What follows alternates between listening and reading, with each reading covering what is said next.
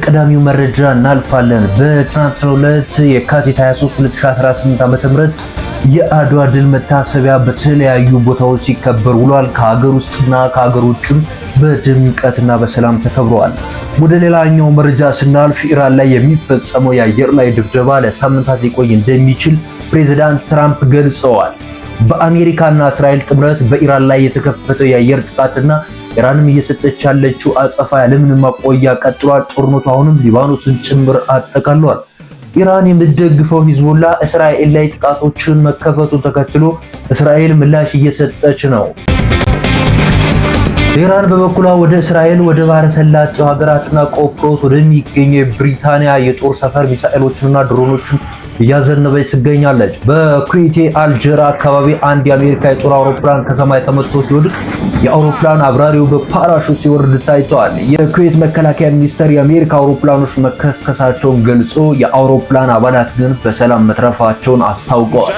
በባህረ ሰላጤ ያለውን የመርከብ ትራንስፖርት ያስቆመው ጦርነቱን ተከትሎ በትናንትናው ዕለት ሰኞ የነዳጅ ዋጋ በከፍተኛ ሁኔታ እንደጨመረ ይህም የዓለምን ኢኮኖሚ አደጋ ላይ ጥሎታል። የአሜሪካ ፕሬዝዳንት ዶናልድ ትራምፕ የኢራንን ሕዝብ አሁንም ተነስቶ መሪዎችን እንዲገለብጥ ጥሪ ማቅረባቸውን ቀጥለዋል። ሌላኛው የአየር ጥቃቱን ለሳምንታት ሊቆይ እንደሚችልም ገልጸዋል። ኢራን ውስጥ ከሰማይ ቦምቦች መውረድ ከጀመሩ ወዲህ ነዋሪዎች ከተማዎችን ለቀው ለመውጣት አውራ ጎዳናዎችን አጨናንቀዋል። በህዝቡ ዘንድ ስለወደፊት እርግጠኛ ለመሆን ሀዘን፣ ስጋት፣ አልፎ አልፎም ደስታ ወይም የአገዛዝ ተቃዋሚዎች ዘንድ ይታያል። ዘነዘሩ ባሉ የአየር ድብደባዎች በርካታ ኢራናውያን ሞተዋል። በተመሳሳይ በኢራን ሚሳኤሎች በእስራኤልና በሌሎች ሀገራት የሰው ህይወት ጠፍቷል። ወደ ሌላኛው መረጃ ስናልፍ በትናንትናው ዕለት የፌዴሪ ፕሬዝዳንት ታዬ አጽቀሥላሴ በአድዋ ድል ማግስት የዲፕሎማሲውን ትግል አንዱ ማጠንጠኛ የነበረው ኢትዮጵያ ከዓለም በምትገናኝበትን የባህር በርና ወደብ ባለቤትነትን የማረጋገጥ ጉዳይ ነበረ። ዛሬም እኛ የምንሻው እንግዳ ጉዳይ ሳይሆን ይህንኑ ታሪክ መንገድና መፈለግ ነው። አስተማማኝና ዘላቂ የባህር በር የማግኛችን መብታችን የአድዋ ሰማዕትነት ካወረሱን የሉዓላዊነት አደራ የማይነጠል ነው ብለዋል። ጥሪውን ልንሸሸው እንኳን ዝንተ ዓለም ብንሞክር ዝንተ ዓለም ከኛ ሊነጠል የማይችል ሕያው ሀቅ ነው። በአልፎ ሕያጅና በሰሞንተኛ የፖለቲካ ርዕዮት ስሌት ያውም ኢትዮጵያውያን ባልዋጃ ሀሳብ ታሪካችንና ስትራቴጂካዊ ማልቃችንን መስዋዕት እንድናደርግ ተገደናል። ነገን ለማየት እንዳንችል በፖለቲካ ግርዶሽ ስትራቴጂካዊ ጥቅሞቻችን አሳልፈን ሰጥተናል። ስለዚህ አድዋ ያስተማረን በእንዲህ አይነት የሉዓላዊነት ጉዳዮች ላይ የምንወስደው ስትራቴጂካዊ ውሳኔ ከታሪክ ትክክለኛ ጎን መቆም መቻል እንዳለብን የሚያረጋግጥ ነው። የሀገራችን የኢኮኖሚ ጥማት የሚረካውና የ120 ሚሊዮን ህዝቦች ዕጣ ፈንታ ብሩህ የሚሆነው ኢትዮጵያ በጂኦግራፊ ግርግም ወይም በየብስ እግረ ሙቀት ያለመታሰሯን ስናረጋግጥ ብቻ ነው ብለዋል። 8 የመንገደኛ በረራዎች ከአቡዳቢ መነሳታቸው ተሰምቷል። ደፍላይተር ራዳር የበረራ መከታተያ ድረገጽ መረጃዎች እንግዲህ በትናንትናው ዕለት 8 የኢታድ አየር መንገድ የመንገደኛ አውሮፕላን በረራዎች ከአቡዳቢ ተነስተዋል። በትናንትናው ዕለት ከቀኑ 8 ሰዓት ጀምሮ የመንገደኞችን አውሮፕላን በረራዎች ከአቡዳቢ መነሳታቸው መቻላቸውን ከድረገጹ የተገኙ ወቅታዊ መረጃዎች ያመለክታል። በትናንትናው ጠዋት ላይ በመካከለኛው ምስራቅ የአየር ክልል ከተዘጋ በኋላ ከአቡዳቢ መጀመሪያ አውሮፕላን ተነስቶ ነበረ። ይህም የኢታድን የጭነት አውሮፕላን ሲሆን መዳረሻዎችን ሆንግ ኮንግ ማድረጉ የፍላይት ራዳር ድረገጽ አሳይቷል። ከዚህም በኋላ በአቡዳቢ አውሮፕላን ማረፊያ ለተወሰኑ በረራዎች የቼክ-ኢን አገልግሎት በድጋሚ ተጀምሮ ነበር። በሆቴሎች የነበሩ ቱሪስቶችን ወደ አውሮፕላን ማረፊያ የሚያመላልሱ አውቶቡሶች ስራ ጀምረዋል። ከሰዓት በወጣው መረጃ እንግዲህ 8 የኢታድ የመንገደኛ አውሮፕላኖች ከአቡዳቢ ተነስተዋል። ይህም በመካከለኛው ምስራቅ የተዘጋውን የአየር ክልል ተከትሎ ተቋርጦ የነበረውን የአየር ትራንስፖርት እንቅስቃሴ መሻሻል ማሳየቱን አመላካች ነው። ከትናንት ምሽት ጀምሮ እንግዲህ የዱባይ ኤርፖርቶች በከፊል የበረራ አገልግሎት እንደሚጀምሩ መረጃዎች ወጥተዋል።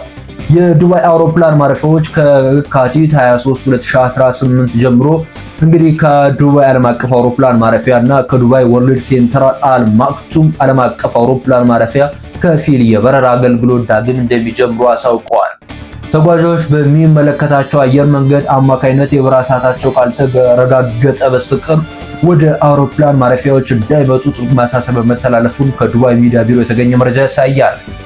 የኤምሬትስ አየር መንገድ በትናንትናው ምሽት ውስን በረራዎችን ማድረግ እንደሚጀምር አሳውቀዋል። በረራዎች ሙሉ በሙሉ ያልተጀመሩ ሲሆን በትናንትናው ዕለት ምሽት በጣም ጥቂት በረራዎች ብቻ እንደሚጀምሩ ቀደም ብለው ትኬት ቆርጠው ጉዟቸው ለተስተጓጎለባቸው ሰዎች ቅድሚያም እንደሚሰጥ መረጃዎች ይጠቁማሉ። አየር መንገዱ በስልክ ወይም በኢሜል በረራው ተረጋግጧል ብሎ ካላሳወቀ በቀር ተጓዦች ወደ አውሮፕላን ማረፊያ እንዳይሄዱ አሳስቧል። በመካከለኛው ምስራቅ ባለው ጦርነት አሁን በርካታ በረራዎች እንደተሰረዙ ናቸው ብሏል መረጃዎቹ። ወደ ሌላኛው መረጃ አልፋለሁ። የኩዌት መከላከያ ኃይል በስህተት 3 የአሜሪካ የጦር ጀቶችን መትቶ ጥሏል። አካባቢው ላይ ካለው ከፍተኛ የሆነ ውጥረትና ከኢራን በኩል ከሚሰነዘሩ የሚሳኤልና የድሮን ጥቃቶች ጋር ተያይዞ የኩዌት መከላከያ በስህተት የራሳቸውን አጋር የአሜሪካን ጀት መትተው ጥለዋል።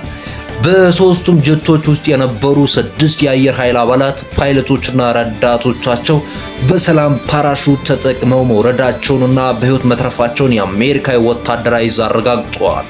ወደ ሌላኛው አሁንም መረጃ እናልፋለን። ገና በከባድ ሁኔታ መምታት አልጀመርንም፣ ትልቁ ጥቃት በቅርቡ ይመጣል ሲሉ ዶናልድ ትራምፕ ተናገሩ። የአሜሪካው ፕሬዝዳንት ዶናልድ ትራምፕ ከሲኤንኤን ጋር ቆይታ አድርገው ነበር። በዚሁ በኢራን ላይ የሚሰነዘረው ታላቁ ማዕበል ገና መሆኑንና በቅርቡ እንደሚጀምር ገልጸዋል። ፕሬዝዳንቱ ትራምፕ የአሜሪካ ጦር አሁን ላይም የኢራንን አቅም እያዳከሙ መሆኑን ገልጸው ገና በከባድ ሁኔታ መምታት አልጀመርንም፣ ትልቁ ጥቃት በቅርቡ ይመጣል ብለዋል። ጦርነቱ ረጅም ጊዜ እንዲወስድ እንደማይፈልጉና ቀደም ሲል 4 ሳምንታት ይፈጃል ብለው አስበው እንደነበረ ገልጸው አሁን ግን ከታቀደው ጊዜ ቀድመው ለመጨረስ እየተንቀሳቀሱ መሆኑን ተናግረዋል። ፕሬዝዳንቱ በጦርነቱ ትልቅ አስገራሚ ነገር ያሉትን የኢራን ጥቃት ያረፈባቸው የቀጠናው ሀገራት የተባበሩት አረብ ኤሚሬትስ፣ ኳታር፣ ኩዌት፣ ባህሬን እና ዮርዳኖስ በጦርነቱ ውስጥ በንቃት ለመሳተፍ መወሰናቸው ነው።